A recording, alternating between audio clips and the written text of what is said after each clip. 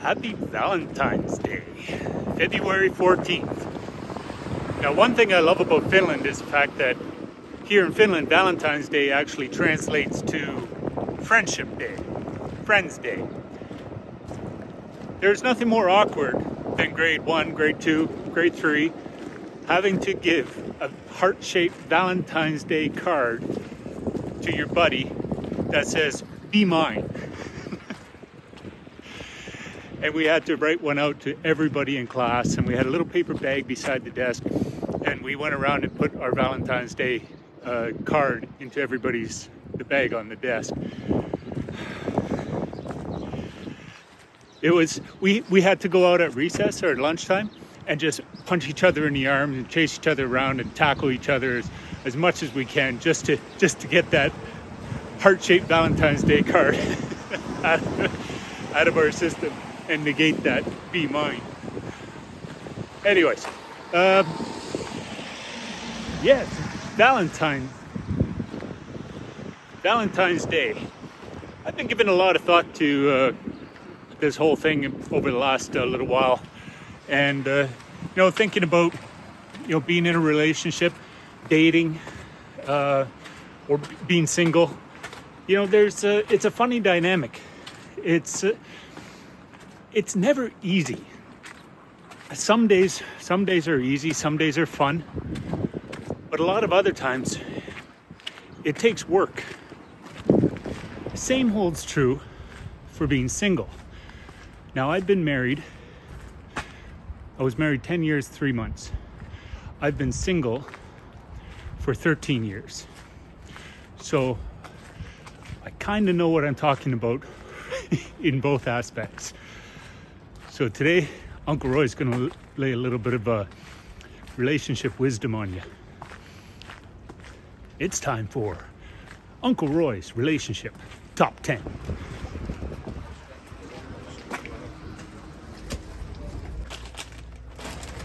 Now, one thing I'll say is that relationships aren't easy.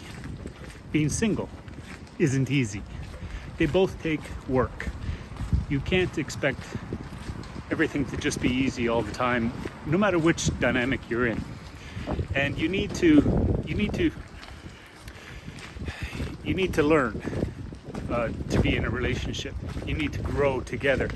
Also, with being single, there's going to be times that it's difficult, and there are going to be things that you need to learn. I don't want to call them coping mechanisms, but you need to learn to build your own life. It's not easy. However, I've had a lot of friends that have gone through a separation, and then within months they were back into another relationship, like full-blown moving in together relationship. That's one way. I wouldn't recommend it. I think it's important to learn to be yourself first. Learn to be comfortable with yourself first before you could contribute and get into a relationship. Let's go. Let's do this top 10. Let's get to it. Relationships or the single life. Big.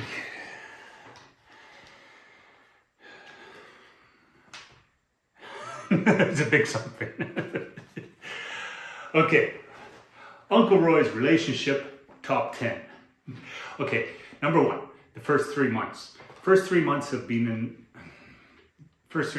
a relationship. First 3 months is dating. And dating is easy. Dating is fun. If it's not, you're dating the wrong person. Move on to the next one. Go have some fun. The first 3 months should just all be about, enjoying yourselves, getting to know each other, discovering, going out, having fun, and just be there. You don't have to. It doesn't take a lot of effort if it's a good date. It should just be fun. So enjoy those first 3 months of getting to know each other. It takes about 3 months to get to know each other. And then we get into number 2. Who decides when you're in a relationship? Now listen up. She does. Number 3. Just kidding. After 3 months, you start to get into relationship territory. You know each other better. It's not always just a date. You're getting together just to hang out. You know, a date is different than hanging out. You get to know the difference. You could go hang out, go to the beach, go for a picnic. You can make those into a date, but a lot of times it's not a date. You're just hanging out. So make sure you distinguish the difference between the two. Very important to make a good date. Don't think that you could just hang out endlessly without adding a few dates into the mix here and there. But after that 3-month mark, you're into relationship territory, and that's when you need to decide whether you want to keep going with this relationship and pursue something meaningful out of it and build something together. And it does take work to build something together. You have to put the effort into it. Number 4, piggybacking on number 3, if after the 3 months or in any time in that period you decide that this isn't going to work as a relationship, let's end it and move on. Don't try and make something out of nothing. If it's not there, it will be very difficult to build something from that. And if you just keep pushing and pushing and pushing to get something out of nothing, you're going to end up in trouble, and you're going to end up hurt. You're going to end up hurting somebody else. So learn to recognize when it's not going to work and call it quits. Side note, never break up over text. And what the hell is with this ghosting bullshit? Don't do that.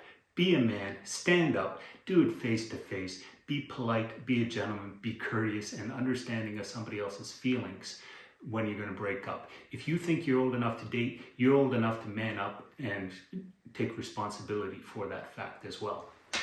Number 5. Okay, if you're not breaking up, you're staying together. Staying together, now you got some work to do. You got to get to know each other. This is where you're not just going out on dates where everything's nice, come over for dinner, the bed's made, the kitchen's clean. Now you're into relationship territory when you come over and the kitchen is a mess and there's laundry everywhere and you haven't cleaned up in days. That's when you're really getting to know each other, when you're staying together. A relationship is not 50-50. You need to bring 100% to the table. You need to be your whole self. You cannot be just a mess of a person and only running at 50% and think that a partner is going to prop up your other 50%. That way you're only taking from the other person. You need to be at 100%. They need to be at 100%. Sometimes you fluctuate. You might go down to 90%, but you got your partner to back you up. But if you're both going in at 100 most of the time, then what you give to your partner and what you take from your partner is all overflow of that relationship. That's the good stuff there. So it's not 50-50. Build on yourself and then you could have a better relationship. Number 6, intimacy. I would recommend going and watching, if you haven't seen it yet, go watch the movie Good Will Hunting. Robin Williams does this absolutely brilliant, beautiful monologue about what it's like to be intimate in a marriage relationship.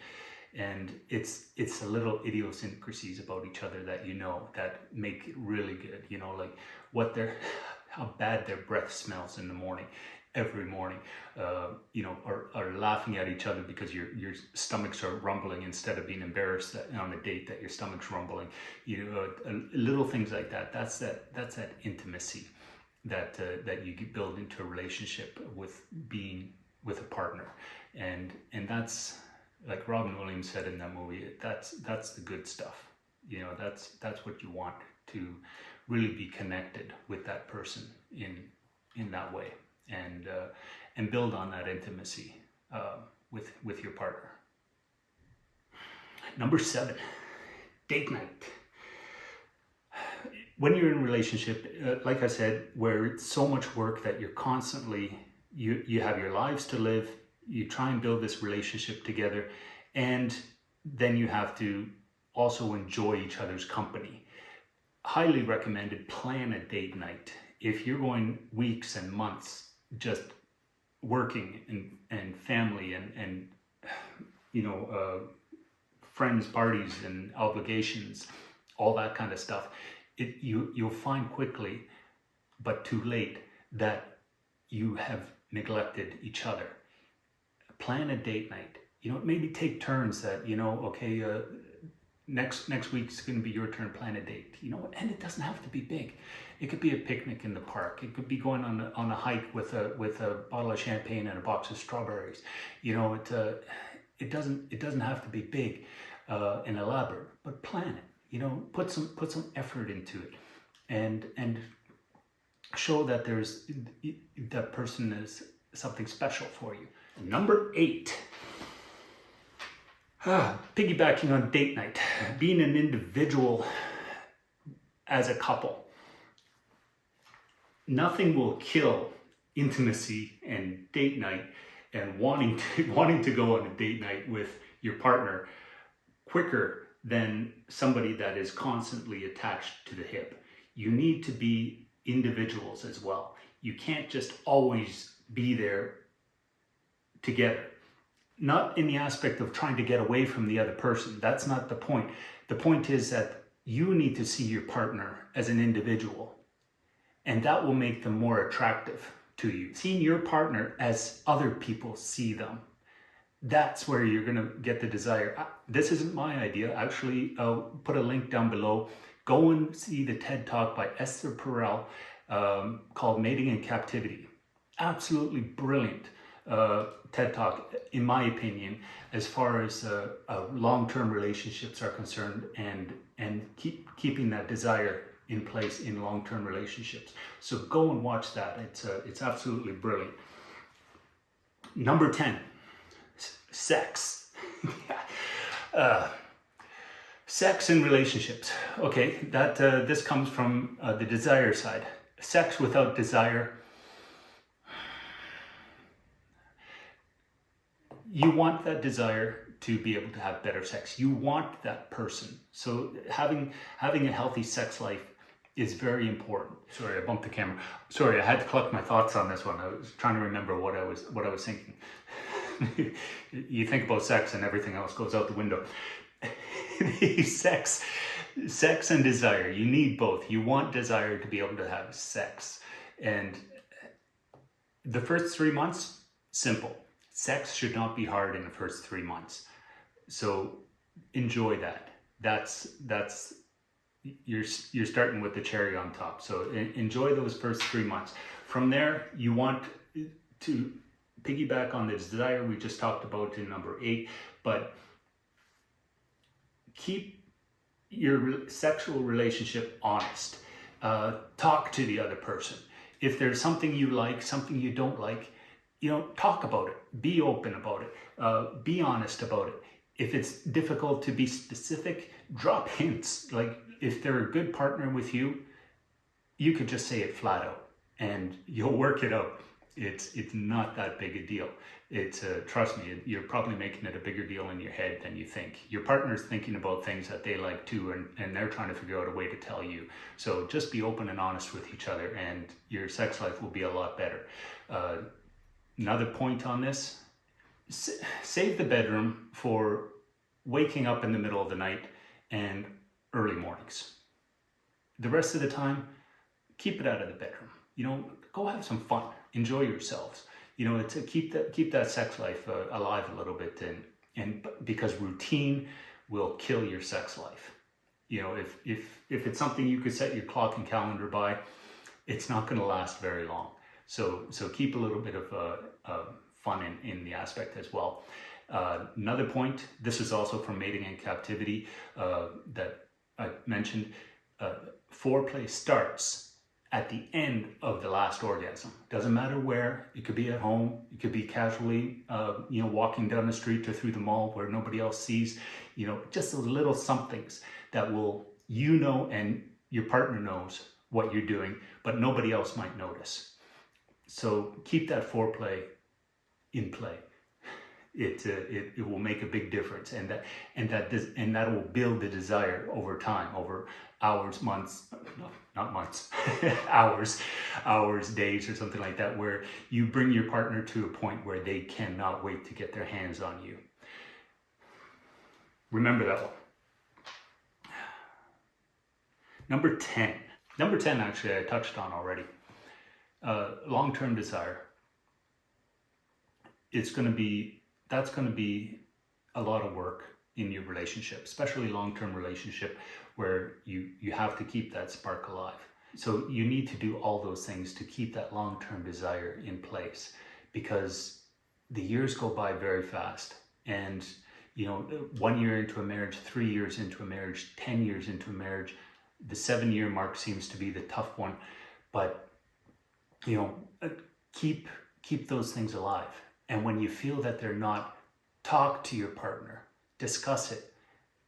If you could sit down and be open and honest with each other, it should help. It should. It's really important to do that. And I think that will really help build on your relationship. Not just on Valentine's Day or Friendship Day. Sometimes things don't work out, and you could go from a point where you go from being in a long-term relationship to being single again. And it's hard. It's hard for everybody. And understand that you're going to go through a tough time. But go back to what I said about, building yourself back up. Take time to, be upset, be sad, but then start building yourself back up again and get yourself back together. Start going out with friends, join some groups, go to the gym, be active, do something to keep building yourself up. And once you get yourself back on track, then start dating again. Start, looking around again. Start maybe thinking, okay, am I going to do another relationship? But don't start dating, or don't start trying to go into a relationship just to brace yourself from the last relationship that you lost. It's not fair to anybody. So be very careful with that, please. On the flip side, if you've been single a long time, I've been single 13 years. I've dated, but it was never a relationship. That was the rule. No toothbrush overnight at my house. That was the running joke. But you have to learn all over again. You have to learn that you've built yourself to a point of being single, and now you have to learn to be with somebody else again. So just as hard. So no matter what end of the spectrum you're on, if you start moving over, there's going to be some work with going to that other aspect. So be careful, understand that it takes work, and be sympathetic to your partner. And communication, it's very key. And again, I'll mention, don't underestimate how beneficial it could be to going and getting help. If you feel that there's something that you need more of, go to counseling, find a good marriage counselor, go talk to them before the problems get too big. Okay, please. And then if it doesn't work, then you're probably in a better place to go through a more non-confrontational divorce, and it could go easier, especially if the kid's involved. You're not really divorced if you have kids. That's an 18-year commitment right there. So be very careful. You don't want it to get messy. It's not going to do anybody any favors. I hope this helps, and I really hope you have a great Valentine's Day, and really, really show your partner how you feel about them. And have a great day. I'm about to go off like a weapon. Fuel to the top, got a filled up engine. In my thoughts, obsession. I will not stop, no, I'm never second guessing. I got a God complex. Haters love to hate, but I never feel pressed. Gotta